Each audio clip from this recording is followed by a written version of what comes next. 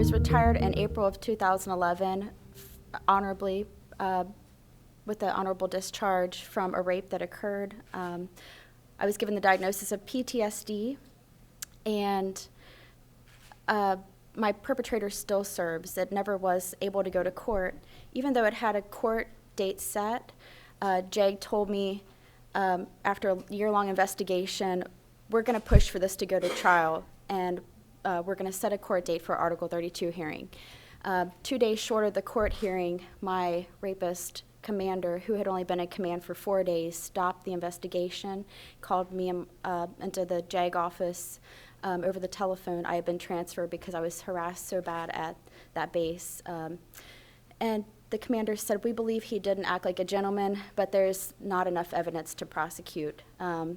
I was looking at the across from the JAG officer that told me we recommend an Article 32 hearing. I was just speechless. And when I got off the phone, I said, okay, how do I go around this? What legal background does this commander have? And she said, that's just the way it is. That's his rank. That's what he's allowed to do. The next step you can take, the only step you can take, is to call up a congressional hearing, which would reopen another possibly year-long investigation. Who knows what the outcome would be.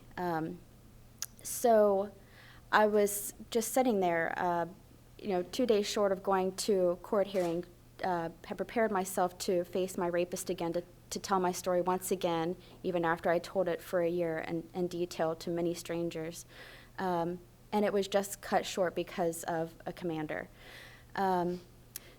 This case with Lackland, it rings true to me also because they're still given power to do whatever they want within their jurisdiction, which the commanders don't have. Nobody 06 or above has to have any legal background, any legal education. It's based on their opinion of the airman, or whoever the assaulter is, the rapist is. My rapist, during the investigation, was given Airman of the Quarter Award, which puts him as the best airman, the best performing airman of the entire squad during the entire flight. That's several hundreds of people. And it never did make it to court. I feel like this is illegal and it's unjust. When I joined the military, I, like many people, didn't believe that I would ever be raped. But statistically, a third of the military women are raped. And statistically, almost half of the veterans reporting MST are men. So it's men and women being assaulted. And one thing that the Lackland case also shows us is that these perpetrators, they're not a single offense. They perpetrate multiple times and repeatedly. And once they're caught, we can't just keep sweeping this under the rug, because they're eventually, like the Sergeant Walker that was just charged with 20 years, that's 2 years per person. If we would have let him have a career in the Air Force where he made it to retirement, think of how many people he would have assaulted and raped during that time. And he's going to go then out into the community. And that's what the military is doing right now. But they have the opportunity to open this up. They can bring in other sources to do the investigations, to be a part of the legal team. And there doesn't have to be anything hidden. If there's nothing to hide, nothing should be hidden. We should go back to the Air Force, your taught core values.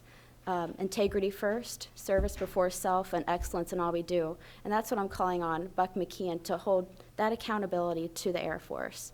We need to have integrity put back in the military. It's a great institution, and I'm pregnant with my second child now. I'm going to have a little girl. I have a son. I have a long military history. I want my kids to join. I want them to continue the heritage that and the legacy that I joined to continue, and that I was taught growing up, that if you can serve, you should serve. I actually still want to be in the military. I love serving my country, but with the diagnosis of PTSD from the rape, I could no longer serve. I was honorably discharged, and it's not, to me, it's not just, it's not right, but I feel like there's a lot of opportunity for the wrongs that have been made to be made right.